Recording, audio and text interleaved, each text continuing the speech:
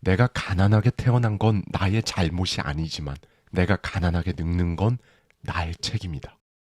여러분은 성공합니다. 여러분이 그걸 원했기 때문이죠.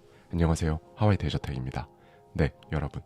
막대한 부, 압도적인 부를 이룬 그런 사람들을 보면요. 저 사람은 그냥 나랑 완전히 다른 차원의 삶을 살아왔겠지. 태어날 때부터 특별한 배경이나 그런 능력을 당연히 갖고 있었을 거야. 이렇게 생각할 때가 많죠. 그런데 정말 그럴까요? 물론 당연히 그런 경우도 있지만요. 조금만 더 깊이 들여다보면요. 사실 그들 중 상당수는 우리와 별반 다르지 않은 그런 출발선에서 시작했거나 오히려 훨씬 더 어렵고 힘든 환경에서 출발한 경우도 정말 많습니다. 홍콩 사람들이 1달러를 쓸 때마다 그중 5센트는 이 사람 주머니로 들어간다는 말이 있을 만큼 정말 막대한 부를 이룬 사람이 있는데요. 삼성의 이재용 회장, 소프트뱅크의 손정희 회장보다 더 압도적인 자산 규모를 가진 아시아 최고 부자가 있습니다. 심지어 워렌 버핏은 이 사람을 가리켜 현대 경영의 교과서라고 칭할 만큼 뛰어난 경영 능력을 보여주고 있는데요. 95세의 나이에도 여전히 현역으로 활약하고 있는 경영인 리카싱의 시작도 정말 비참했습니다. 그래서 오늘은요. 죽음의 문턱에서 서 있던 14살의 아이가 어떻게 아시아 1위의 부자가 되었는지 왕징의 무한의 부, 이 책 속에 담겨있는 인사이트를 가져와서요. 리카싱의 시선으로 저의 생각까지 더해서 여러분과 함께 생각해보고 싶은 부분 말씀드리도록 하겠습니다.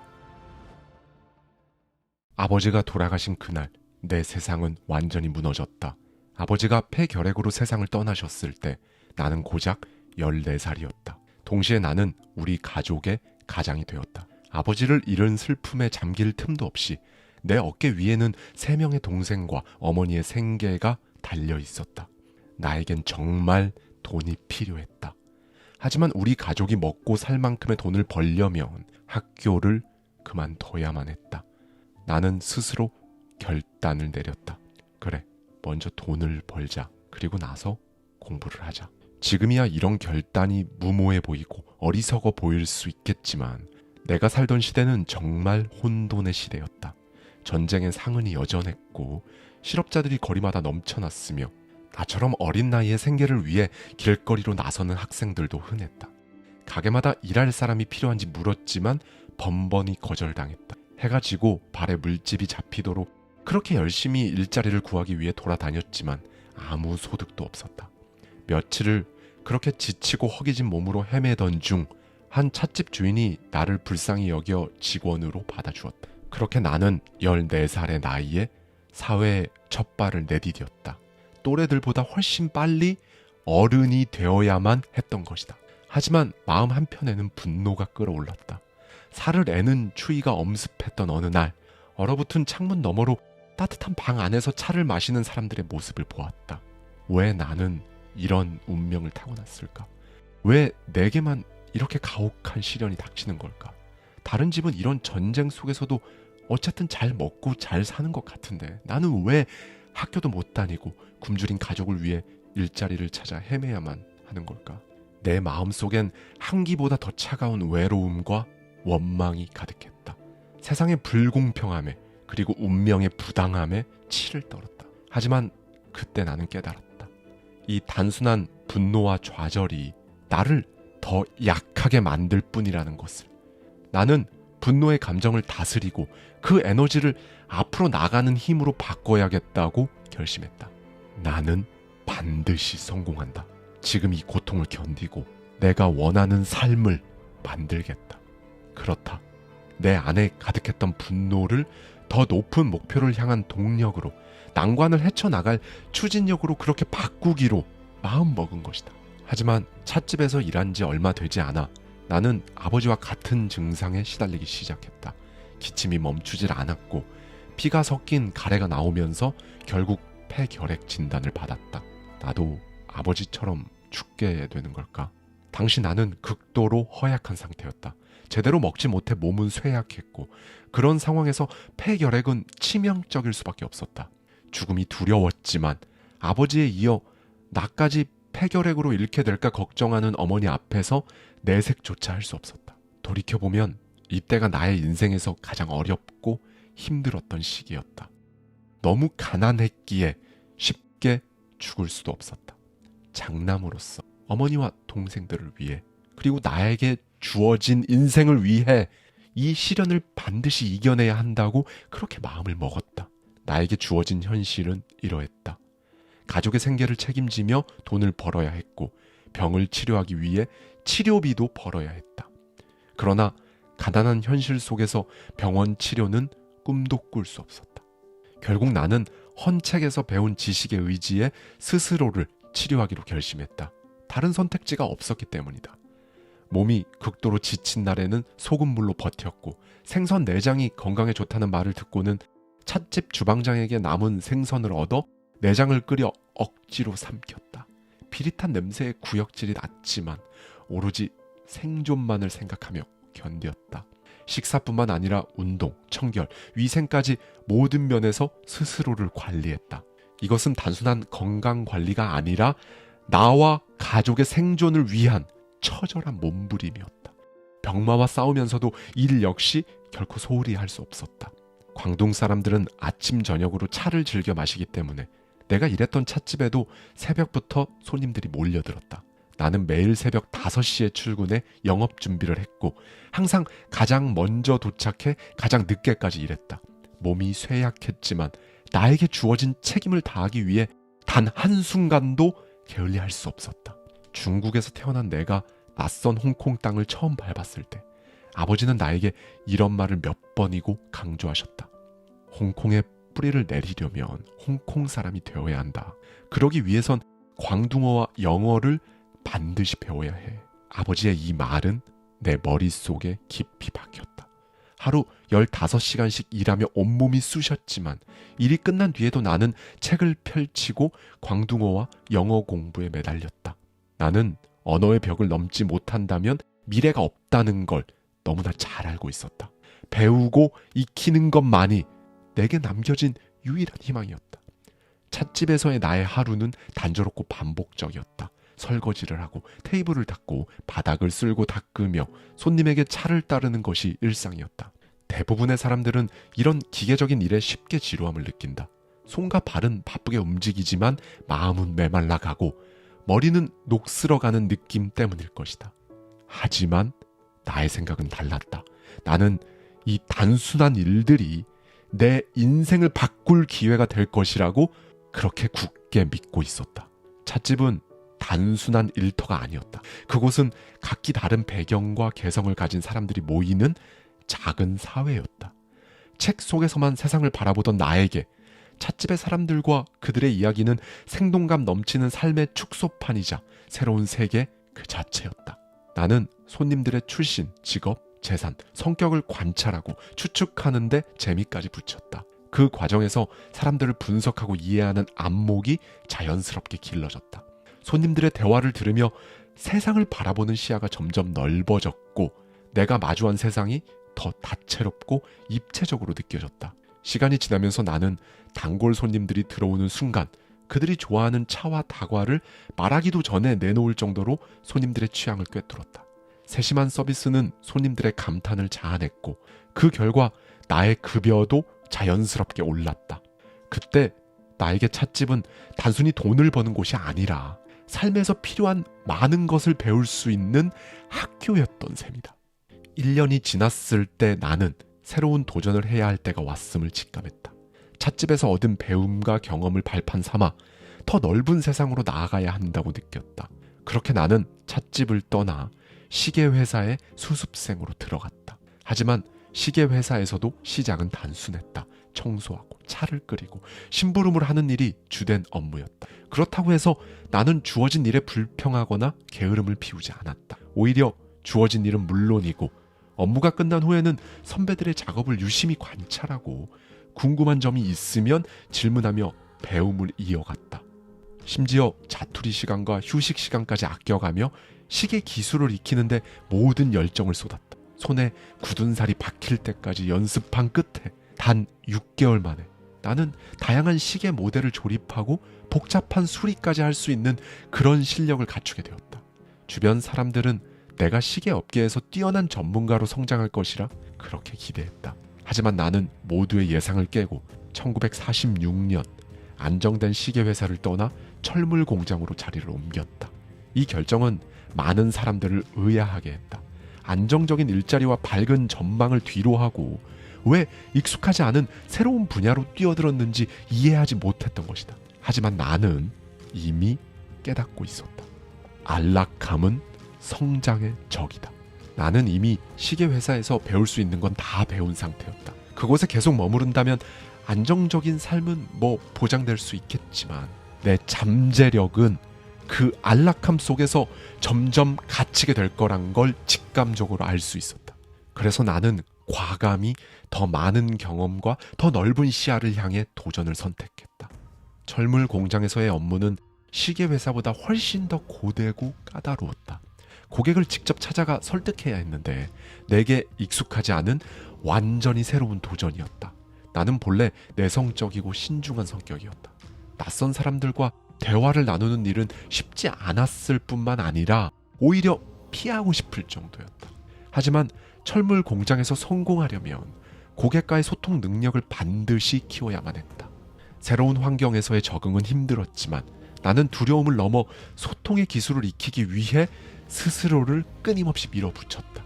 그렇게 영업을 하면서 나는 두 가지 중요한 깨달음을 얻었다. 첫째, 1시간이라도 남들보다 더 일하라.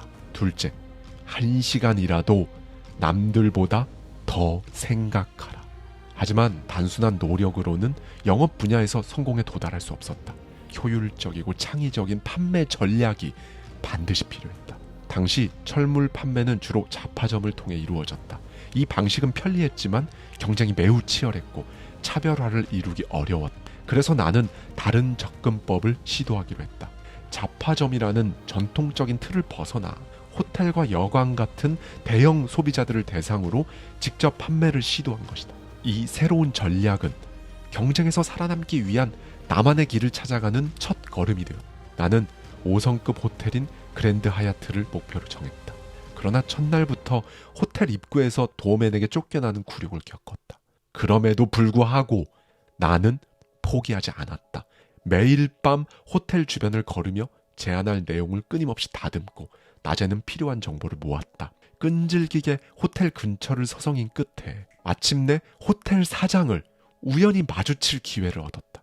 호텔 사장은 잠시 멈춰서서 내 이야기를 들어주기 시작했다. 나는 조사한 내용을 바탕으로 호텔이 사용하는 기존 단골 업체의 재료에 문제가 있다는 점을 조심스럽게 말했다. 사장은 나의 적극성과 구체적인 조사에 흥미를 느꼈고 직원에게 직접 조사를 지시했다. 결과는 내가 말한 그대로였다. 호텔에서 사용하던 알루미늄 통은 품질은 낮고 가격은 터무니없이 비쌌다. 그러나 나는 단순히 기존 제품을 비난하거나 내 제품을 억지로 밀어붙이려 하지 않았다. 대신 합리적인 선택을 제안하며 그들에게 더 나은 대안을 보여주었을 뿐이다. 결국 호텔 사장은 제안을 받아들였고 500개의 철통을 나에게 주문했다. 찻집에서 일하며 고객의 니즈를 파악했던 습관, 평소 책을 많이 읽으며 지식을 쌓으려 했던 노력, 그리고 남들보다 더 일하고 더 깊이 생각하려 했던 나의 원칙들이 낳은 결과였다. 그렇다. 내가 지나온 경험 중 단 하나도 버려진 것이 없었다. 모든 순간이 나를 성장시키는 밑거름이 되어 주었던 것이다. 나는 언제나 지식이 운명을 송두리째 역전시킬 수 있다고 믿는다. 시계회사에서 일하던 당시 우리 가족은 여전히 가난했다. 내 월급은 가족의 생계를 유지하고 동생들의 학비를 충당하기에도 빠듯했다. 그럼에도 나는 공부를 포기할 수 없었다. 학교를 다닐 형편은 되지 않았지만 나는 중학교 과정을 독학하기로 결심했다. 새 교과서를 살 여유가 없었던 나는 중고 교과서를 구입해 공부를 시작했다. 책을 다 읽고 나면 다시 팔아서 새로운 중고책을 샀다. 그렇게 일과가 끝난 후에 모든 시간은 오로지 공부에만 투자했다. 다른 사람들이 학문적 성취를 위해 공부할 때 나는 생존과 성공을 위해 분초를 쪼개가며 마치 지식을 훔치듯 무섭게 배워나갔다. 그렇게 얻은 배움은 내게 강한 자부심을 심어주었다. 중국의 고전인 노노와 노자를 탐독하며 인간관계의 지혜와 철학적인 통찰을 얻었고 동시에 영어 공부에도 열정을 쏟았다. 이 꾸준한 학습의 습관이 내 인생을 예상치 못한 방향으로 바꿀 줄은 상상조차 하지 못했다. 그런데 어느 날 한 영어 잡지에서 플라스틱 제품에 관한 기사를 접했다. 서양에서 플라스틱 산업이 급성장하고 있다는 내용이었다. 나는 그 기사를 읽고 곧바로 직감했다. 홍콩도 머지않아 철에서 플라스틱으로 산업의 중심축이 바뀔 것이다. 1948년 당시 홍콩에서 플라스틱 제품은 사치품에 불과했다. 하지만 나는 이 산업의 잠재력을 간파했다. 시간이 지나 경쟁이 치열해지고 가격이 하락하면서 플라스틱 제품이 저렴한 대중 소비재로 자리 잡을 것이라고 믿었다. 결국 플라스틱은 모든 가정에 들어가는 필수품이 될 것이 분명했다. 그로부터 얼마 지나지 않아 철제통을 호텔에 판매하려 했지만 호텔은 훨씬 가볍고 실용적인 플라스틱 통을 선택했다. 이 선택은 나에게 중요한 신호였다. 철물 산업이 점차 쇠퇴하고 있다는 것을 더 이상 부정할 수 없었다. 그 순간 나는 결심했다. 철물에 더 매달리지 말자. 앞으로는 플라스틱 산업이 미래다. 플라스틱이 가진 가능성을 확신한 나는 플라스틱 공장에서 함께 일해보자는 제안을 망설임 없이 받아들였다. 그것이 새로운 시작이었다. 플라스틱 공장에서 일하며 나는 최신 지식과 비즈니스 동향을 끊임없이 또 빠르게 탐구했다. 그 과정에서 나에게 생산 분야 지식이 부족하다는 사실을 깨달았고 이를 극복하기 위해 직접 현장에 뛰어들었다. 모든 공정을 몸소 체험하며 실무를 익히는 데 집중했다. 지식 없이는 운명을 바꿀 수 없다. 지식은 운명을 바꾸는 가장 강력한 도구다. 경제적 경쟁은 본질적으로 지식을 기반으로 한 전쟁이다. 그리고 지식의 창조와 그 지식을 효과적으로 응용하는 능력이 결국 성공과 실패를 가르는 핵심이다. 플라스틱 공장에서 쌓은 생산과 판매 경험은 내게 새로운 도전을 할 용기를 주었다. 나는 그 경험을 바탕으로 나만의 사업을 시작하기로 결심했다. 당시 플라스틱 산업은 무한한 잠재력을 지닌 분야였다. 나는 이 산업에서 반드시 성공을 이루겠다는 강한 열망을 품고 있었다. 창업을 결심한 후 가장 먼저 자본을 마련하기 위해 움직였다. 주변 사람들에게 도움을 요청하며 필요한 자금을 모았고 마침내 나만의 플라스틱 공장을 설립할 수 있었다. 나는 억만장자가 되고 싶었다. 그리고 억만장자가 되기 위해서는 먼저 정신적으로도 억만장자가 되어야 한다고 믿었다. 그 믿음을 담아 나는 회사 이름을 청쿵으로 결정했다. 청쿵은 장강, 즉 양쯔강의 광둥어 발음이다. 작은 물줄기들이 모여 거대한 강이 되고 수많은 지류가 하나로 합쳐져 결국 대양을 이루는 모습처럼 청쿵 플라스틱 공장 역시 작은 시작에서 출발해 거대한 성공을 이루겠다는 나의 다짐을 담은 것이다. 그리고 1950년 3월 15일 청쿵 플라스틱 공장은 처음으로 플라스틱 장난감 권총 50개를 생산했다. 비록 수량은 적었지만 감격의 눈물을 흘렸다. 그리고 그날 밤 함께한 직원들에게 이렇게 말했다. 우리 공장은 홍콩 최고가 될 겁니다. 또 계속 확장하고 발전할 겁니다. 여러분도 저와 함께 부유해질 거라 확신합니다. 첫 번째 상품이 순조롭게 판매되었을 때 나는 자신감에 가득 차 있었다. 밀려드는 주문을 처리하기 위해 더 많은 근로자를 채용했고 3교대로 24시간 공장을 가동하며 오로지 생산에만 매달렸다. 그러나 위기는 전혀 예상하지 못한 방식으로 찾아왔다. 갑작스런 기계 고장과 미숙한 작업자의 실수가 겹치면서 생산된 제품들이 큰 결함을 보였다. 결국 고객은 제품 인수를 거부했고 심지어 손실 보상까지 요구했다. 불과 며칠 전만 해도 모든 것이 완벽해 보였던 삶이 눈앞에서 나락으로 떨어질 위기에 놓인 것이다. 창고에 쌓인 반품 장난감을 보며 말로 표현할 수 없는 고통을 느꼈다. 고객들은 매일같이 찾아와 보상을 요구했지만 수입은 끊긴 상태였고 그들에게 돈을 줄 수가 없었다. 그때의 절망감은 이루 말할 수 없었다. 그렇게 청쿵 플라스틱은 부실 채권 문제로 입방아에 오르내리기 시작했다. 은행은 대출금을 회수하겠다고 나섰고 공장은 하루도 평온할 수 없었다. 직원들은 공황 상태에 빠졌고 회사의 미래와 자신의 생계를 심각하게 걱정하기 시작했다. 평소 침착했던 나조차 크게 다르지 않았다. 이성은 흔들리기 시작했고 작은 문제에도 직원들을 질책하며 감정을 쏟아냈다. 머리로는 사업을 하다 보면 손실이 생길 수도 있다는 걸 알고 있었지만 실제 상황은 너무도 충격적이었다. 가장 힘들었던 건 한때 나에게 그렇게도 호의적이었던 고객들이 순식간에 빚쟁이처럼 돌변한 현실이었다. 그들의 태도 변화는 나를 더욱 절망하게 했다. 그러나 이 상황을 극복하기 위해 무엇보다 내 스스로 평정을 찾는 것이 가장 중요했다. 나는 부당하게 질책했던 직원들에게 공개적으로 사과하며 우리가 같은 배를 탔음을 강조했다. 또 고객, 공급업체, 은행을 찾아가 회사의 상황을 솔직히 설명했다. 이 과정을 통해 나는 중요한 사실을 깨달았다. 그들이 불안해했던 가장 큰 이유는 정보의 부족과 불확실성 때문이었다는 것을 말이다. 진심 어린 설명과 노력은 그들에게 신뢰를 얻는 기회가 되었다. 평범한 삶을 원한다면 평범한 좌절을 겪을 것이다. 하지만 최고를 원한다면 가장 큰 고통을 견뎌야 한다. 고통스러웠던 그때의 경험을 통해 단순히 플라스틱 제품의 품질을 끌어올리는 것만으로는 경쟁에서 살아남을 수 없다는 걸 절실히 깨닫게 되었다. 시중에는 너무 많은 공장들이 있었고 그저 그런 품질로는 차별화가 불가능했다. 차별화가 필요했다. 그래서 나는 눈을 국제시장으로 돌렸다. 1957년 봄 이탈리아로 건너가 플라스틱 꽃 시장을 철저히 조사했다. 그 결과 플라스틱 꽃이 새로운 기회라는 확신을 얻었다. 나는 이 제품을 회사의 핵심 사업으로 삼기로 결심했고 회사 이름도 청쿵 공업 유한회사로 변경했다. 이 결단은 단순한 사업 전략이 아니었다. 그때 내 마음속에는 이 말이 깊이 새겨져 있었다. 가장 어려운 때가 성공에 가장 가까운 때다. 사실상 부도가 난다고 해도 하나도 이상하지 않았을 상황이었다.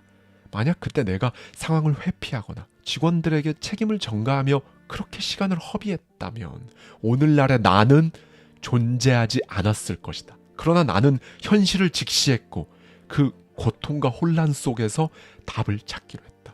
국제시장으로의 도전과 플라스틱 꽃이라는 새로운 선택지는 그 위기를 돌파할 돌파구가 되었고 나와 회사를 완전히 새로운 길로 나아갈 수 있게 만들어 주었다.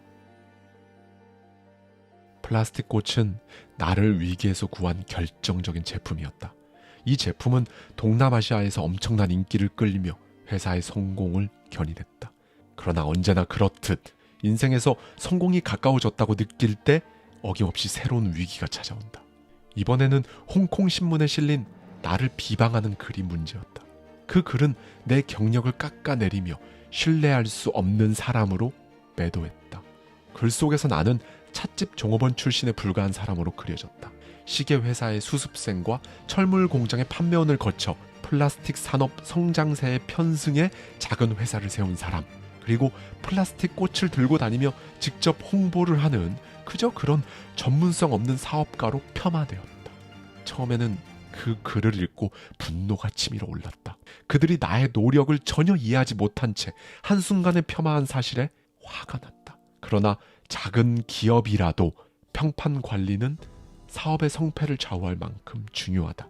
특히 경쟁자의 비방을 무시하고 방치하면 시간이 지나 회사에 치명적인 타격을 줄 수 있다. 나는 즉시 해당 신문의 편집장에게 연락해 논리적으로 반박했다. 그리고 내 제안으로 편집장과 기자들은 직접 우리 공장을 견학하게 되었다. 그 결과 그들은 잘못을 인정했고 사과 기사를 내보냈다. 이와 동시에 나는 플라스틱 꽃을 유럽과 미국 시장에도 판매하기 위해 외국 구매자들과 직접 협상에 나섰다. 샘플을 제시하고 합리적인 가격을 제안하며 해외 주문을 하나씩 확보했다. 그렇게 글로벌 시장에 진출하면서 회사는 점차 안정을 찾아갔다. 1958년 플라스틱 꽃으로만 100만 홍콩 달러, 당시 원화로 약 1억 원 이상의 순수익을 달성했다. 1958년에 말이다. 정말 엄청난 성과였다. 삶에서 정말 넘기 어려워 보이는 그런 순간을 맞닥뜨리더라도 그 안에 숨겨진 가능성을 찾는 사람만이 결국 운명을 바꿀 수 있다. 나는 자주 이 말을 떠올린다.